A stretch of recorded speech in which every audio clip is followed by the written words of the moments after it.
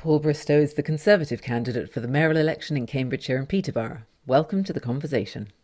So today, Paul, we're back online using Zoom, making the most of it. Good to see you again for episode 6. Now, in this one, I thought we'll have a go at talking about housing because that is something that comes in under the mayoral remit, and as well as talking about how the constituency councils, which is the councils in Cambridgeshire and Peterborough, how they affect the combined authority, what relevance they have when it comes to the combined authority. So yeah, let's start with Okay. that. Well, good evening, Harriet. We're recording this actually on in an evening. The first time we've done it later at night. We've normally done it during the day or in the morning. So time for a drink for the working man. So good to talk to you. I'll remember that when I've finished. I'll go and get myself one. Yeah. So we're like I said, we're 6 episodes in now. We've covered quite a lot of ground, but I thought housing is probably a key one, and also not necessarily obvious how the mayor could get involved in anything to do with housing, to be honest. Sure. So let's start with this. I mean, I think we've maybe mentioned before that how housing can be s- focused around the already developed areas. Sure. But yeah, take Well, us through what you're thinking. let's talk about housing. Look, it's just worth to actually put on the record at the start. The first mayor we had, James Palmer. He We had some sort of responsibility, the combined authority did, for housing, and this is where the whole idea of the 100k homes policy, you may have heard it, has come from. The idea that two people on minimum wage or living wage would be able to afford, with an extremely modest deposit, a home of their own. Now, this program was abandoned by our current mayor. He had a bit of a paddy this week talking about certain things that should have happened and didn't happen over this policy, and even started talking about people needed to be arrested. I think he made a complete fool of himself, actually, because as it turns out, the only things that weren't particularly followed were some mayoral decision notice weren't followed in exactly the right way, and the whole thing's just embarrassing. But the point of my story is, because we don't want to dig up the past, but the point of my story is this: we had an ambition to or the combined authority had an ambition to ensure that those on minimum wage or working wage or a living type wage would be able to afford a home of their own. And I'm very keen to look at if there's any way we can bring that back. And let me explain why. When I was an MP, and the run up to the election, I met a group of young lads in a pub in Peterborough after a day campaigning, and they recognised who I was, and they all wanted to say hello and everything else. But they wanted a picture with me. I said that's absolutely fine. And when they took a picture, they picked up their phones. Okay, as they did, and two of them at least turned them around, and they had Reform UK stickers on them. And my agent was there. Oh, no, no, no, no. I said, no, it's okay. Don't worry. We'll have a picture. We had a picture. We had a drink. We had a chat. And they said to me, look, the only way that they were able to afford homes of their own. And they all knew who I was, by the way. They all thought I'd done a good job for Peterborough, but not a single one was going to vote for me. And the reason they weren't going to vote for me is that they felt that they didn't have a stake in society, and there was no way that they could afford a home of their own. And the only way they'll get a place of their own, because they're all sofa surfing or living with their parents. The only way they'd be able to afford a home of their own was to make their girlfriends pregnant, and they might get a council home that way. And I just thought that was just ridiculous, and we're shutting off from so many people that aspiration of ever owning a home, Mm, and we need to do something about it. So if mm, there's any way that I can bring back as mayor some sort of scheme that rewards or discounts market properties so people who are on minimum wage, both working full time with a modest deposit, can afford a home of their own, I'm going to do it. mm. I owe it to young lads like that I met.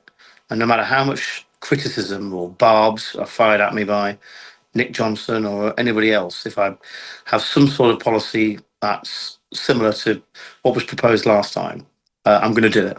Mm. But that's just one thing. Anyway, but wider housing policy. Look, Angela Rayner is coming, and she's going to build thousands of new homes across South Cambridgeshire, and that's why a lot of my transport infrastructure plans are about ensuring we don't congest the south of our county in the way that people fear if we build thousands and thousands of new homes all over South Cambridgeshire. Growth is good. I do want to build homes. I do want to see homes being built, but they've got to be built in the right way and at the right scale. And it's not just South Cambridgeshire, it's East Cambs, it's Huntingdonshire, it's Peterborough, it's Fenland, it's Cambridge City itself. So look, these are the constituent authorities, and each of them have a local plan. And in that local plan, I can't quite remember the figures, but I think it's maybe something around 50,000 homes for all these places combined across Cambridgeshire. I think what the government will want to build through the Development Corporation, headed by Peter Freeman, will be in addition to those 50,000 homes. So whatever target they come out with, 100,000 or whatever, that'll be in addition to those homes that are in the local plan. So Mm. there's lots of building to do, and we've got to get ahead of the game and make sure that we build the infrastructure that can cope with this level of housing. And that's why everything's so connected, really, and everything has a knock-on effect. I just want to go back to that comment you made about people feeling that they've got a stake in society, a stake in what's going on, a stake in the future, and that's really pertinent for me, because I think that's, funnily enough, what conservatism is all about. That's right. It's a community focused societal movement that will in fact support people. Conservatives say we'd like to create the conditions for people to thrive in society, to build communities, to have functional and productive and satisfying lives, and that we create the conditions to do that is one of our cornerstones. So it's understandable why you say that you're really moved by hearing that people say that they don't feel like they've got a stake in society and a stake in the future. Three things in life, in my mind, are life changing. One of them is a good job or a job. Two is owning your own home. And three, starting a family. Those are the three things that are life changing. Ideally, they should go in that order, but it's up to people to make their own decisions about what they do. But each one of those three things, insofar as as far as government interferes in people's lives, government should be there to enable those three things to be as easy as possible, and the changes that come with having those three things as manageable as possible. So I'm just going to spring this one on you, because I didn't think to mention it, but when I say creating conditions and then bringing up the housing as well, there is a particular problem in this area that I think plenty of people talk about, and that's the water supply. Yeah. And I'm not just talking about the health of the water supply, but the level of the water, so the aquifer levels, and that sort of comes in under the reservoir and that type of infrastructure, and of course it is all connected, but we haven't really talked much about that, so perhaps a few words. Well, we've not built a reservoir in this country in 40 years. In 40 years, not a new reservoir. And so the Fens Reservoir is a really exciting opportunity to ensure that we have that water supply for the future. And especially South Cambridgeshire doesn't have the water, as you quite rightly said, that it needs for expansion. And the Fens Reservoir, it will help to solve that problem. But guess what? The Fens Reservoir will only solve the problem as it exists now, right? So the current water need in South Cambridgeshire now. So all these extra homes that Angela Rayner wants to build, we've got to think about where that extra water is going to come from. And there's some exciting plans today. I've actually met with some farmers who've got some ideas about building a collection of mini reservoirs, if you like, that can do a similar sort of job. So I'm really interested in that, as well as the Fens Reservoir, which I actually genuinely think will become a destination. That's a nationally significant infrastructure project, so there'll be a huge role for the mayor and for government to be involved in it. But it's also going to be built by Anglo Water themselves, and so there's an element of letting them crack on. But what we've got to do is just make sure that that it's built in the right way. Okay, so we don't want to decimate too many farms, really good, valuable land, but it's also got to deliver for the people of the Fens, right? It's got to become a destination, an attractive place for people to go to, like Rutland Water has become, and change, hopefully, the economy of the Fens, or at least add and enhance the economy of the Fens. Because, look, it just comes back to this point I said earlier, and I don't want anyone to misunderstand what I'm saying. The housing that Angela Rayner is talking about is going to present huge challenges to South Cambridgeshire and Cambridge. Cambridge has got to grow. Otherwise, a lot of the businesses around Cambridge will leave. Okay, it has to grow because it needs to attract that talent and etc. But it can't just be with a broad brush. We've got to stop being a county where things are done to us. We need to set our own destiny. And who do we want to actually be in a meeting with Angela Rayner to talk about, and Peter Freeman to talk about what local people think about housing development plans? Do we want someone who's going to be intimidated or is going to be obsequious Or to Angela? lacking in vision, Or even. lacking in vision, someone who has, nothing wrong with this, but has also only ever been a local councillor? Or do we want someone who understands how Westminster and Whitehall work, someone who's been an MP, someone who Mm. actually will not be intimidated by the scale of those meetings and can go in there and back Cambridgeshire? I look at mayors like Andy Burnham, right? Manchester, my political opponent in many ways, because Labour, but other Conservative mayors like Ben Houchen, um, Andy Street when he was mayor of Birmingham. These are significant national figures who would stand up to central government when they got things wrong. We need a mayor like that for Cambridgeshire. And Mm. housing is really key to it, because if it's built in the wrong place, if it's built on the wrong scale, and if it's built before the infrastructure's there, That's the key then, thing, isn't it? then Built. we're going to be in serious problems. Mm.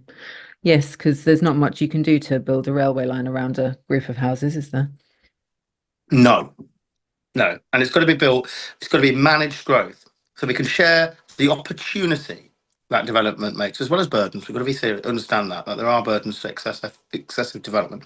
We've got to share that opportunity with the north of our county by connecting Peterborough, the Fens, and East Cams much more effectively with South Cams. So we need to do that, but and Cambridge, and so people will live across our county rather than just congregating in Huntingdonshire and South Cams and Cambridge. We just share the opportunity of development across our county, but that infrastructure's got to be there. Otherwise, well, as you said earlier, we'll have no vision and things will get difficult and we'll be just done to instead of contributing to the vision. And two people can deliver that, right? That's Peter Freeman and our mayor. And Yeah. who do we trust to do that? Well, quite. Well, I trust you, Paul, personally, Thank obviously, you. you might have guessed.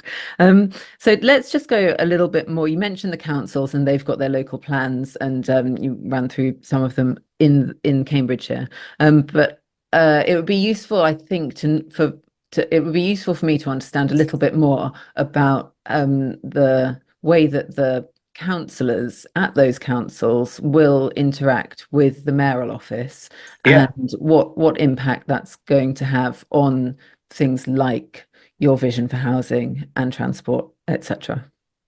Well, one of the most important things we need to do, a new mayor needs to do, as well as understand that we've got national stakeholders, we need to talk to Westminster, Whitehall, business and institutional stakeholders like the university and Opportunity Peterborough and Cambridge Ahead and these other organisations. I also need the ability to form good and meaningful relationships, trusting relationships with local politicians who perhaps don't always share my politics. There'll be councillors from other parties. I'm going to take the approach that my door is always open.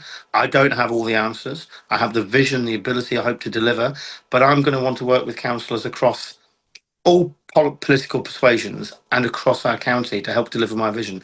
Light rail for Cambridge will be as much my legacy and my vision as it will be for the leader of the county council, Cambridge City Council, South Cambridgeshire District Council. I want them to have just as much ownership in the scheme, especially if they're going to be abolished after 2 years. So let's get it started in those first 2 years. Have their signatures on paper, so it's their legacy as well as mine, and so Mm. we can work together. We've got to build that consensus. That's light rail is the right vision. Same goes for Peterborough. There's lots we can be doing in Peterborough. I want to build a community stadium in Peterborough where it delivers a new swimming pool, the football club. I know this is not housing, by the way, but a new football club and a concert venue.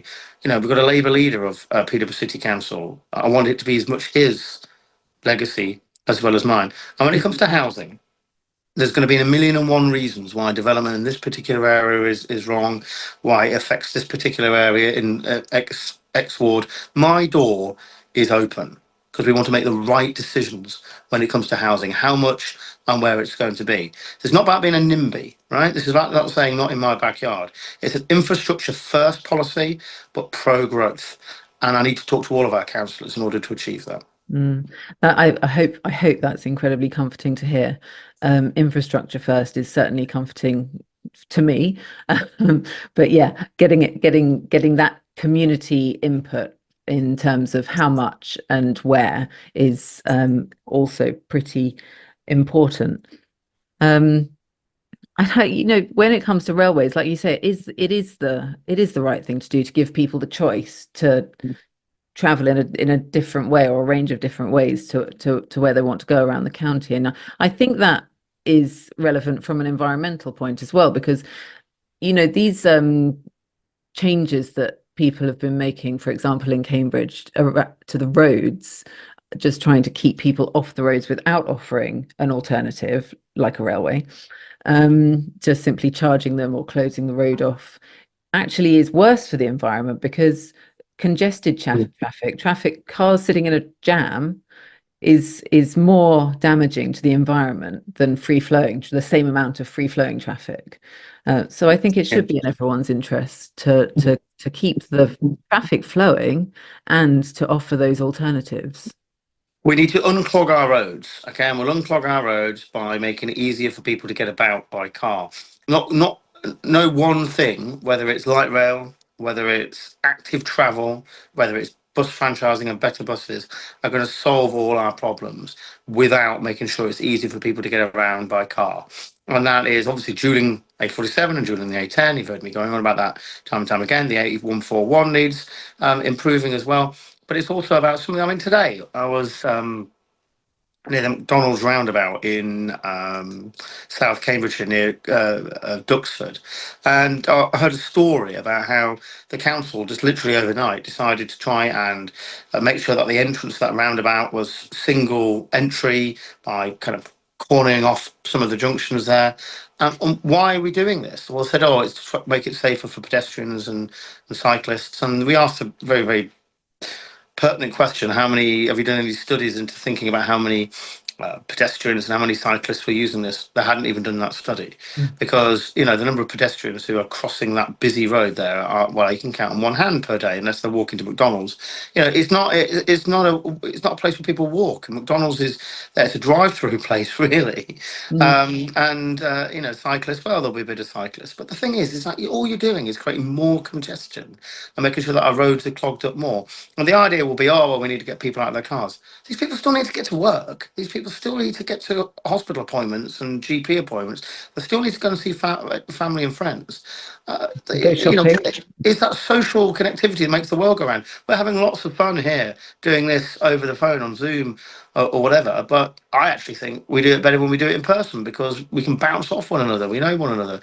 But I think sometimes Labour and Liberals and all these people have signed up to this kind of principle of modal shift above anything else. Don't get it. And we are going to uncongest our roads by making it easy to drive, but also we're going to do it by building decent public transport alternatives. Both driving, active travel, and public transport should and will complement one another. Mm.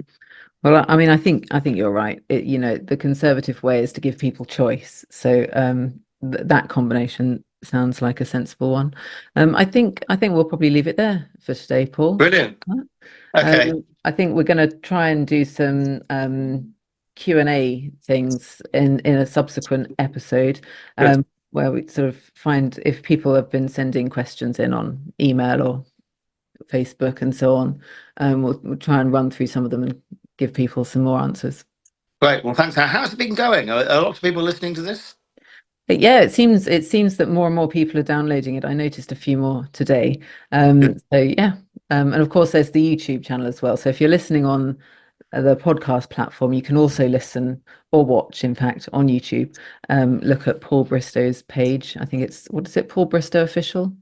YouTube. Yeah, Paulbristow.org.uk. that's your website. Yeah, Paul Bristow Official on YouTube. So Okay. yeah, if you fancy watching us do this, then look on YouTube. Thanks, Harriet. Take care. You too. You can visit www.paulbristow.org.uk to get in touch, to stay in touch, and to help Paul to get Cambridgeshire moving.